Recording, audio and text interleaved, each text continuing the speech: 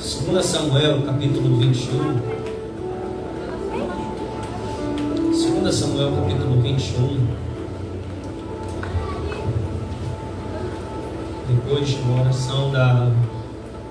oração da família, na hora do propósito, e lembrem da gente orar pelo Vitor. O Vitor está com dengue. E já não estava legal ontem, mas eu creio que Deus vai entrar com cura. E já está visitando ele com cura, no nome de Jesus. 2 Samuel, capítulo 21, versículo 10 apenas. Amém? Todos pegaram em Bíblia. 2 Samuel, capítulo 21, versículo de número 10. Podemos ler, igreja? Quem achou, diga amém. Se não achou, espera, socorro. Diz assim: então Rispa, filha de Aiá, tomou um pano de silício e estendeu-lhe sobre uma penha, desde o princípio da cega, até que destilou a água sobre eles do céu, e não deixou que as aves do céu se aproximassem deles de dia, nem os animais do campo de noite. Versículo 11. E foi dito a Davi o que fizera Rispa, filha de Aiá, concubina de Saul. Amém? Toma seu assento aí, por gentileza. Glória a Deus. Queridos, eu não sei se você já chegou alguma vez a ouvir falar sobre a história de Rispa. É uma mulher que ficou muito conhecida na Bíblia e uma das poucas que teve o seu nome descrito na Bíblia.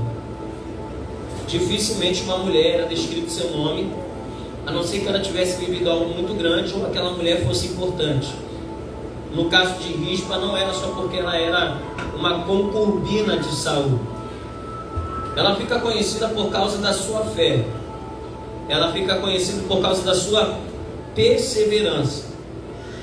Rispa tem uma história muito linda. Só que antes da gente tentar trazer as lições da vida dela para a nossa vida, para a nossa casa, para a nossa família, pois esse é um culto direcionado à família, a gente precisa entender o porquê que Rispa vai fazer isso, mesmo sabendo que os seus filhos já estavam mortos. Em Josué capítulo 9, depois da morte de Moisés e Josué ter assumido o direcionamento do povo conforme a ordenança do Senhor, a Bíblia diz que Josué estava cansado de entrar em guerras e lutas. E por ele estar cansado de tantas guerras, ele decidiu fazer paz. E aí um dos povos que mais lutavam com Israel naquele tempo eram os gibeonitas.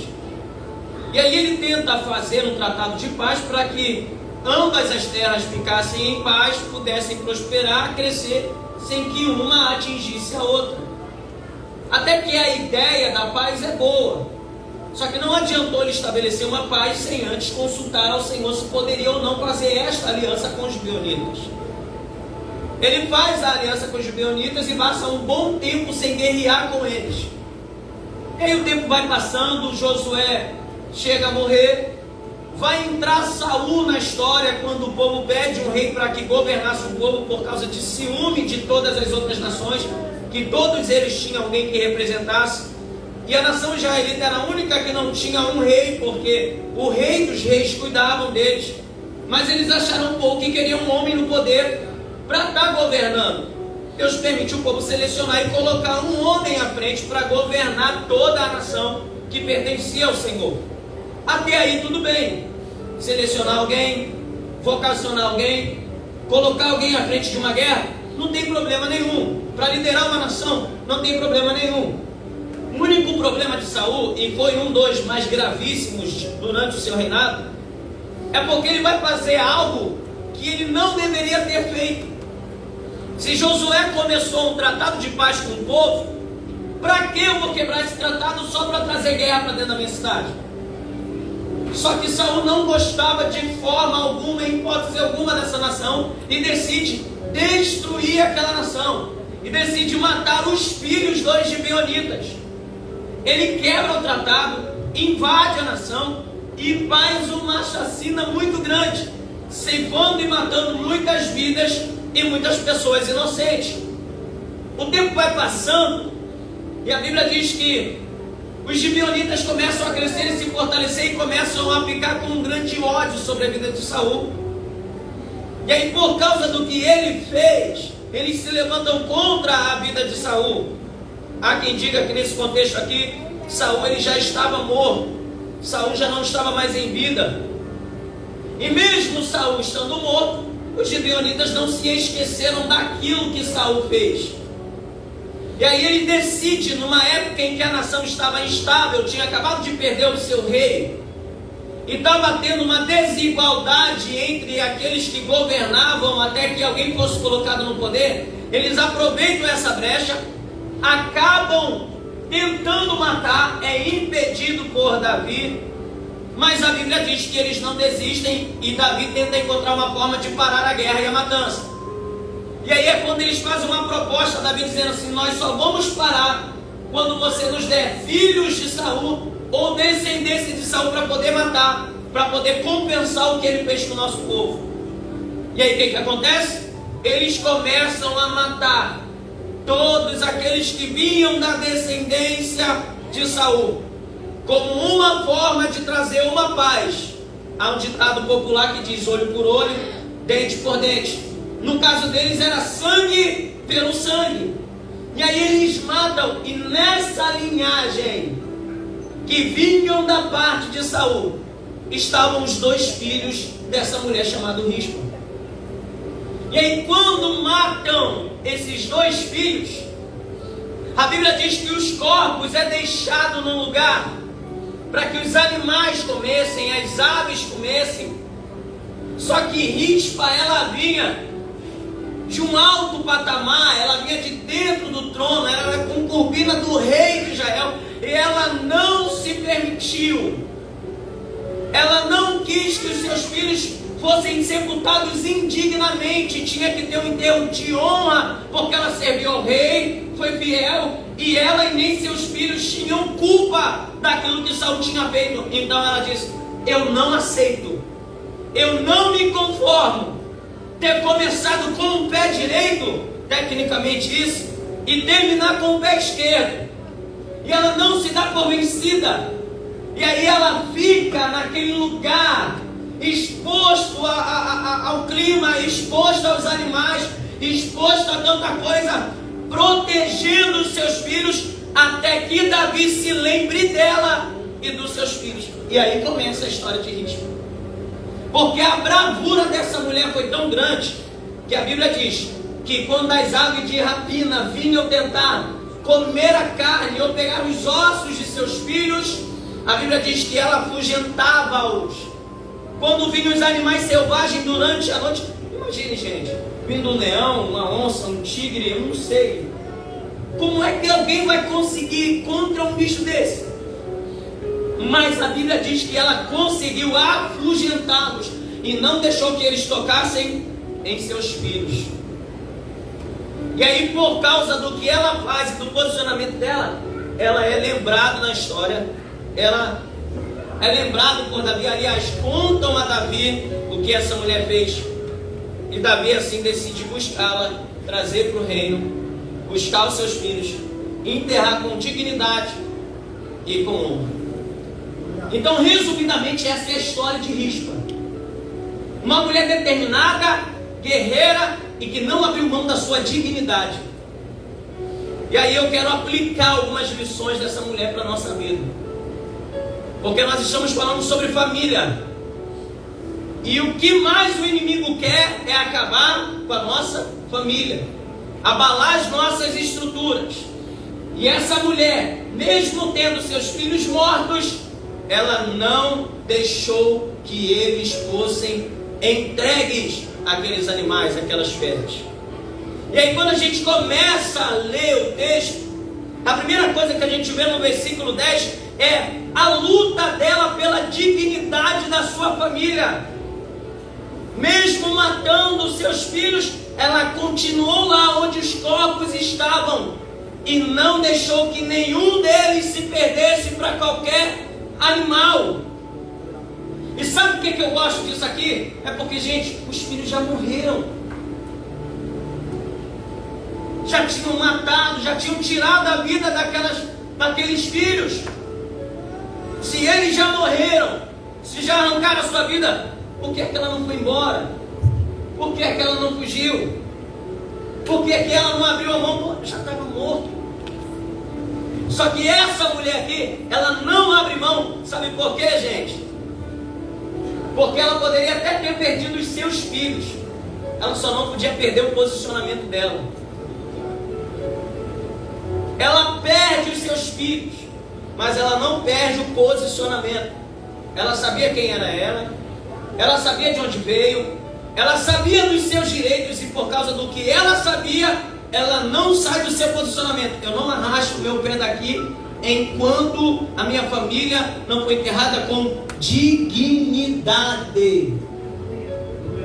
Sabe o que essa mulher está ensinando para nós, gente? Que quando a gente perde poucas coisas e algumas coisas, a primeira coisa que a gente faz é sair do posicionamento, é sair de onde Deus me colocou, é sair do ministério que eu exercia, é parar de fazer aquilo que Deus me chamou para fazer. Olha essa mulher, está olhando para o filho morto, mas está lá posicionada. Daqui ninguém me tira, daqui ninguém me arranca, ninguém vai tocar nos meus filhos, ninguém vai levar minha família, ninguém vai destruir ainda o que sobrou. É uma mulher que está posicionada, sabe o valor que tem os seus filhos e não abre mão que eles se percam até que eles mereçam aquilo com dignidade. Querido, está faltando isso em nossos dias.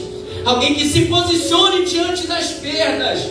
Alguém que olhe e diga: nem que eu perdi isso, nem que a porta se fechou, nem que alguém foi embora, nem que alguém desceu à sepultura, eu não posso sair do posicionamento. Eu não posso abandonar minha postura. Eu sei o que Deus preparou para mim, eu sei o que Deus me deu, eu sei o valor que tem cada uma das coisas que o Senhor me concedeu e está aqui. Então eu não posso abrir mão, não posso entregar de mão beijada, não posso deixar as aves tocar, não posso deixar os animais tocar. Por quê? Porque o que eu tenho foi o que o Senhor me deu, e o que o Senhor me deu ninguém tira. Vai ficar no meu cuidado, vai ficar na minha proteção. Então você vê o posicionamento da mulher até mesmo diante das perdas. Às vezes uma porta se fecha, a gente já fica um mês sem vir para a igreja. Ah, pastor, mas estavam mortos. Mas não era qualquer morto, era filho. Gente, filho. Imagine, Deus de livre guarde, perdeu um filho. Acho que foi mês passado.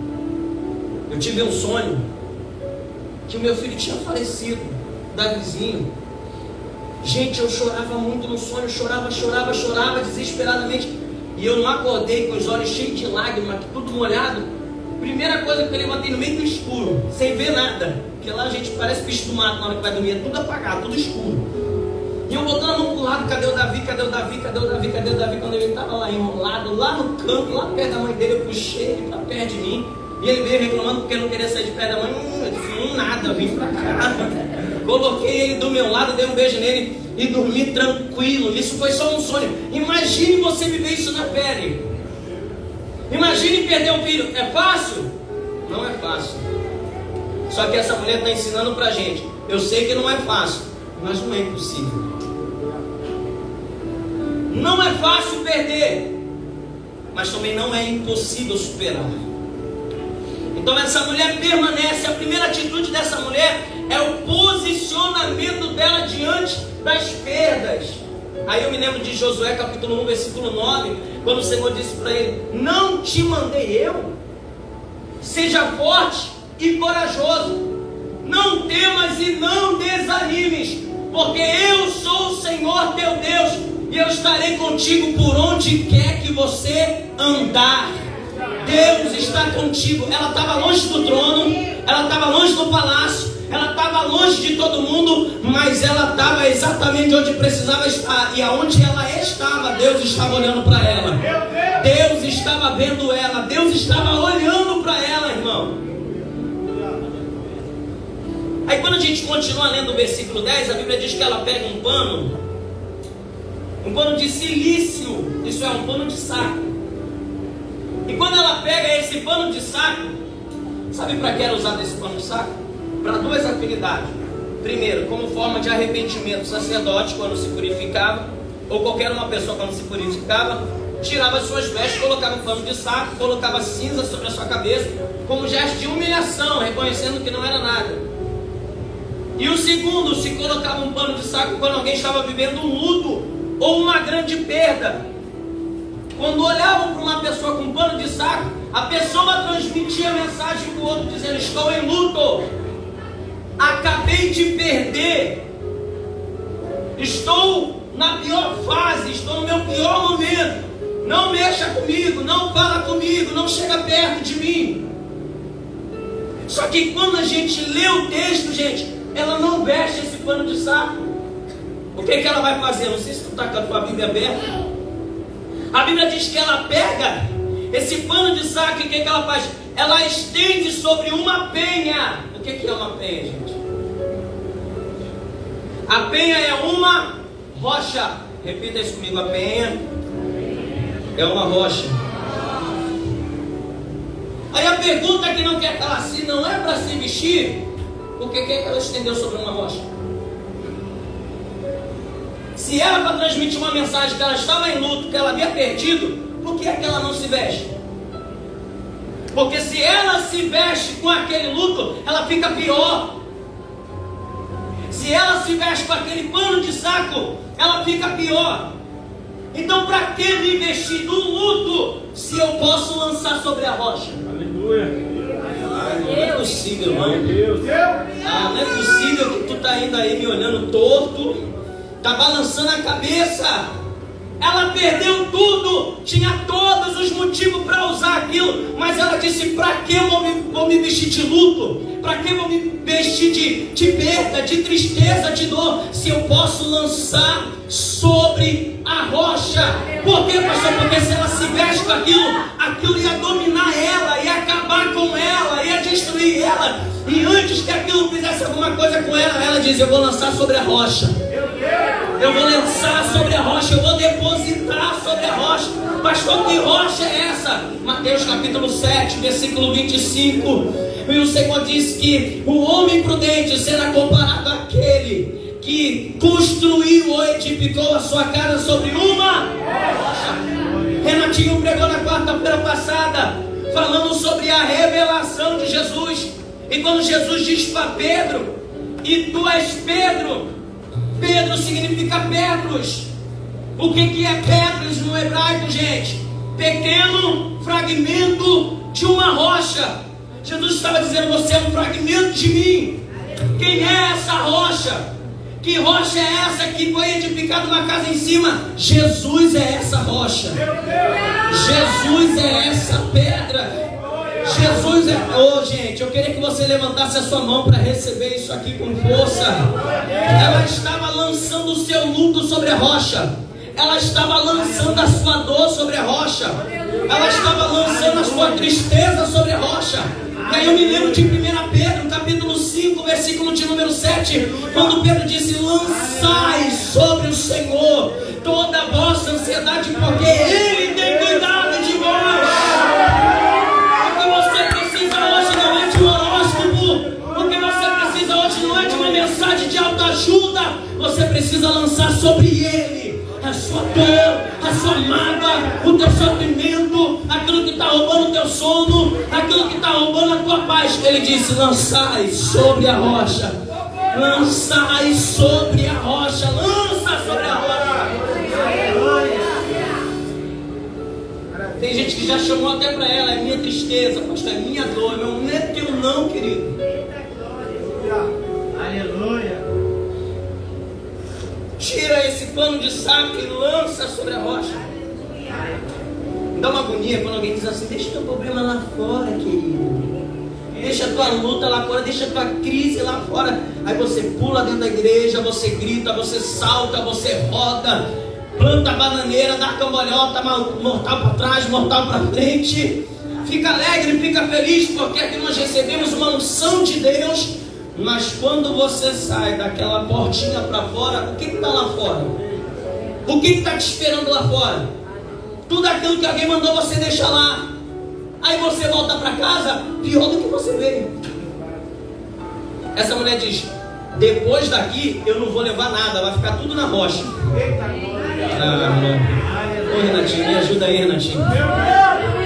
Ele pegou, ela disse: não vai ficar nada aqui, nada, não vai ficar osso, não vai ficar os corpos dos meus filhos. Não, a única coisa que vai ficar aqui é dor, é sofrimento, é luto, é angústia. Eu quero voltar para casa em paz. Eu quero voltar para casa tranquilo. Eu quero voltar para casa porque hoje vou edificar sobre a rocha.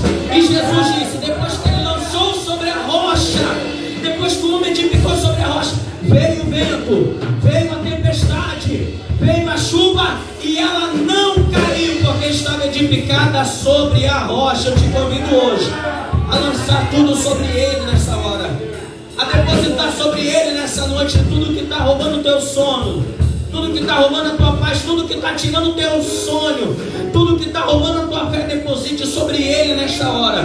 Se for a sua saúde, lance sobre a rocha. Se for a sua vida financeira ou material, lança sobre ele. Se for a sua vida espiritual, lança sobre ele nessa hora, querido. Querido, se for o seu emocional, o teu sentimental, lança sobre ele agora. Se for o teu coração, lance sobre ele agora.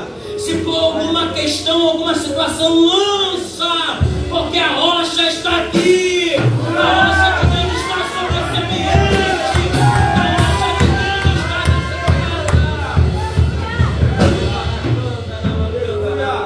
Glória a Deus.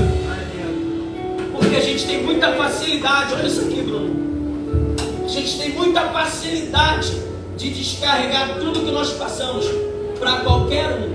Temos uma grande dificuldade de lançar sobre Deus.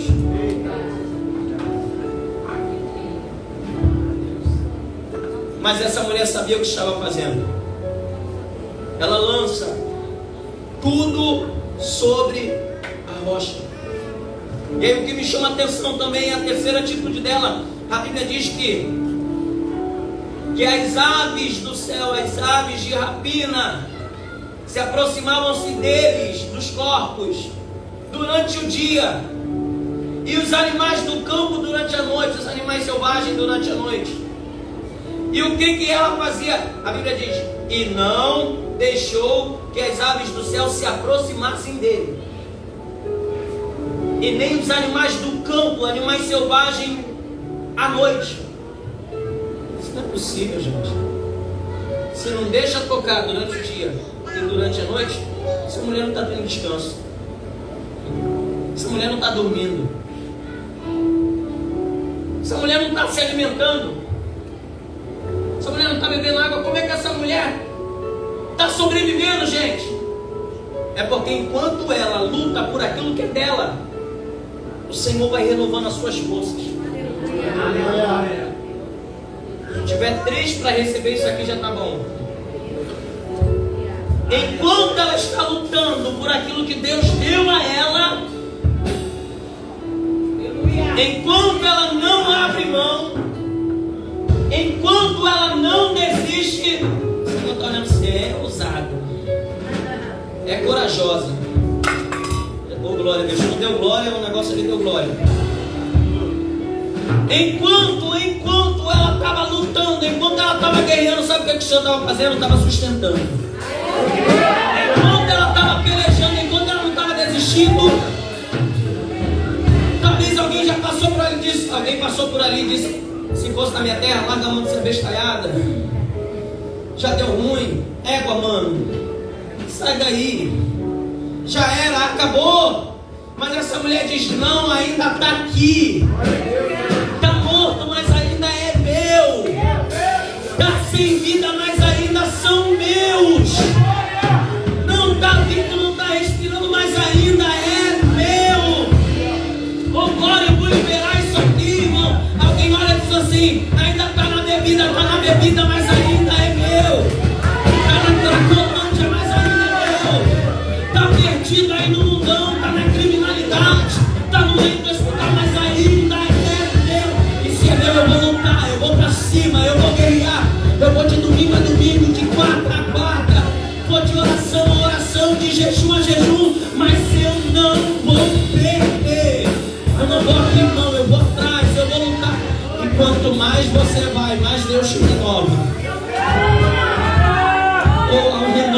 Deus sobre essa casa, igreja.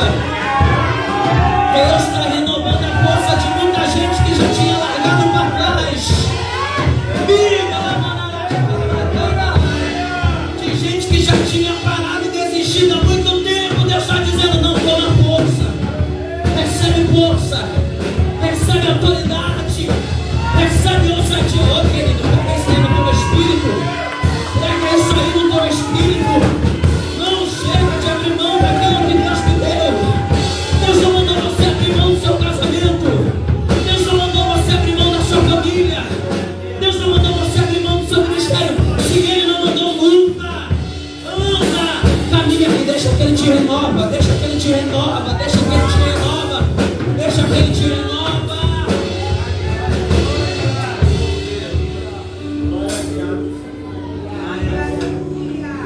Sem comer, sem beber, sem dormir, mas ela estava lá. Podia vir qualquer bicho, qualquer ave, qualquer animal. Ela não deixava chegar perto. Nenhuma arma, nenhuma ferramenta preparada contra você e a sua casa prosperará. Mas vamos achar vindo por um caminho, mas em Deuteronômio capítulo 28 disse: vem por um caminho, mas fugirão da tua presença por 7. Por que 7 se veio por um caminho? Porque se não voltar pelo mesmo caminho, vai ter que dar um jeito, mas vai ter que ir embora. Vai ter que sair, vai cair por terra em nome de Jesus, querido. Você consegue profetizar para 3 pessoas isso em nome de Jesus? Profetiza sobre a vida de alguém. Talvez essa pessoa está precisando disso. Agarra o ombro de alguém aí com respeito e carinho, irmão. Agarra o ombro dessa pessoa que está para baixo, está desanimado, está triste, está com cara de choro. Sacode ele, se quiser tirar do lugar, tira. E diga: reage, meu filho. Reage, varoa, reage, varão. Pode estar morto, mas ainda é seu. Pode estar desviado, mas ainda é seu. Pode não estar com Jesus, mas ainda é seu. Porque é seu, o diabo não vai tocar.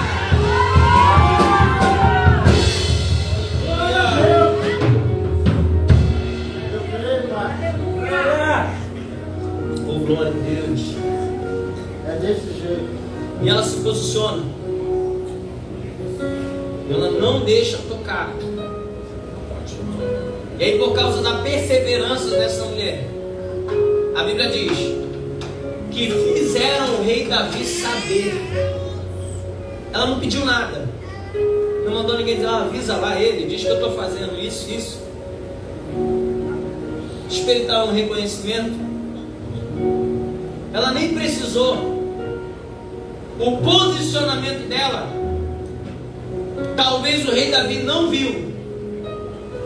Mas tem conforme o Salmo de número 34, versículo de número 15, diz que os olhos do Senhor estão sobre os justos e os seus ouvidos inclinados ao seu clamor.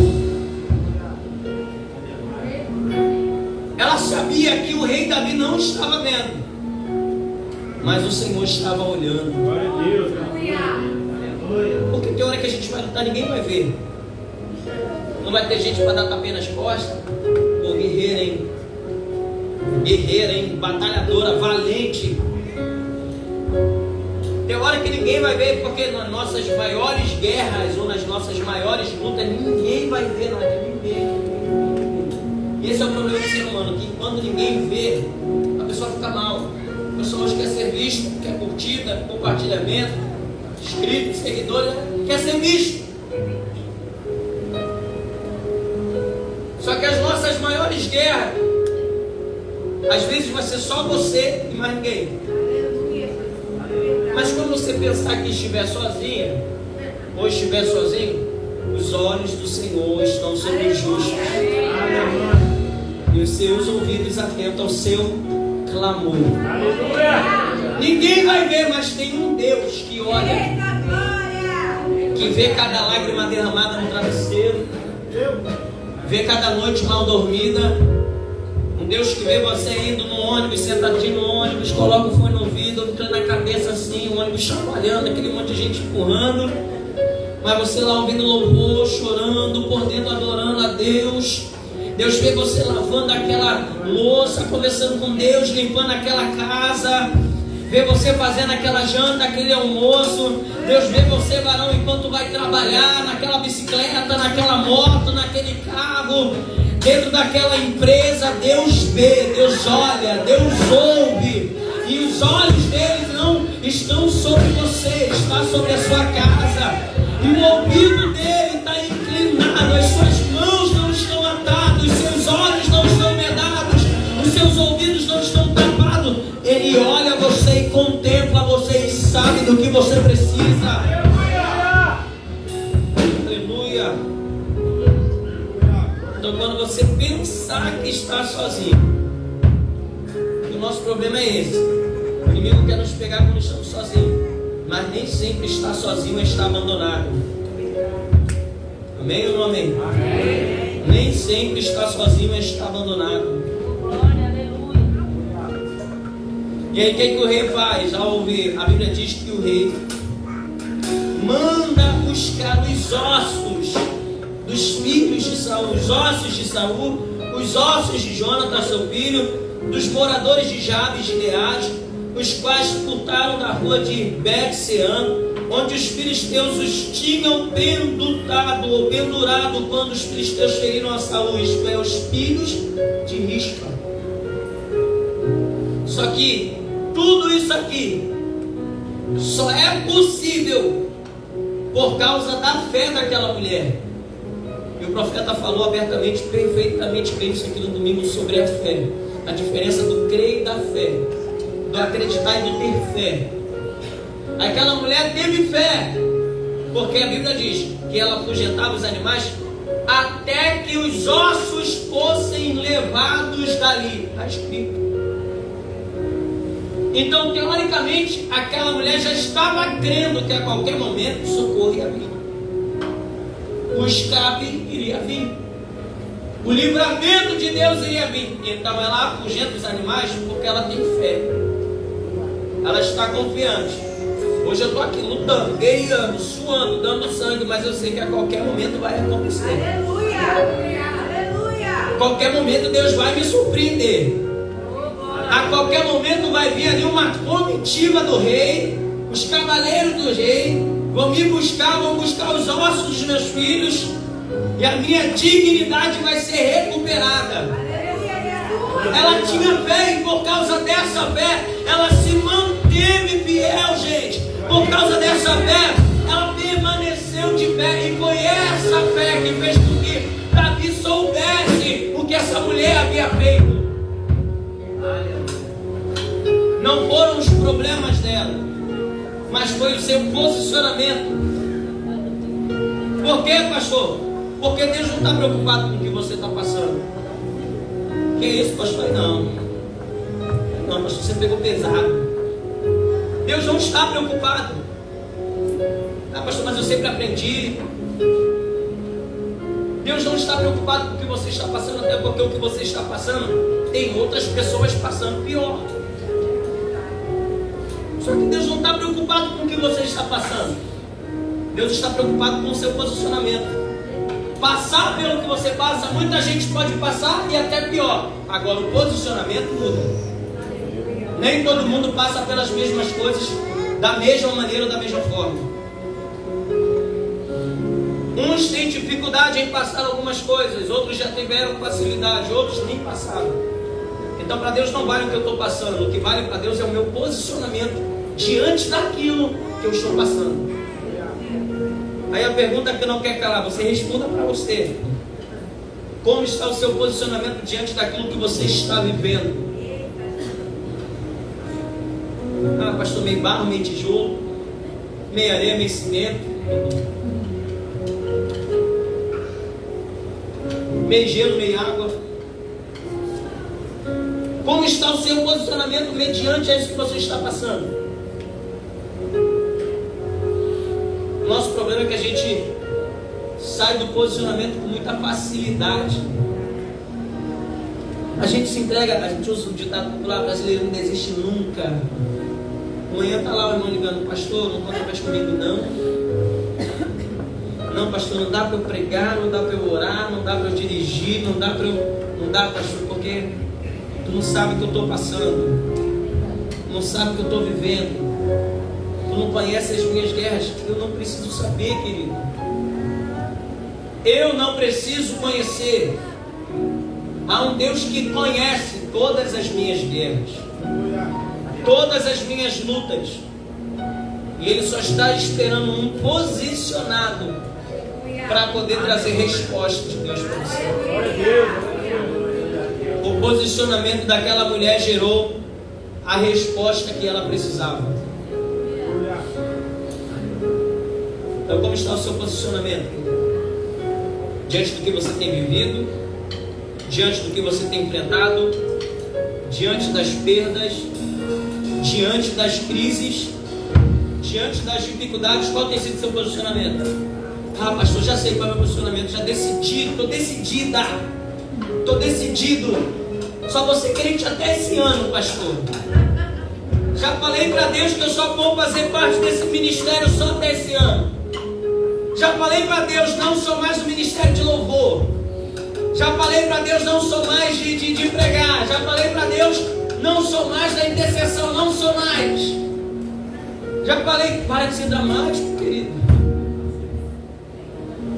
Tem crente que é tão dramático que se a Globo vê, contrata na hora. Não assiste Globo não, tá? E aí, pastor, e aí que ela se posiciona? E o posicionamento dela chegou até os ouvidos de Davi. Talvez não vai ter recursos humanos, pessoas que irão ajudar, mas o teu posicionamento vai chegar onde precisa chegar. Por isso que eu queria que você se colocasse de pé agora em nome de Jesus.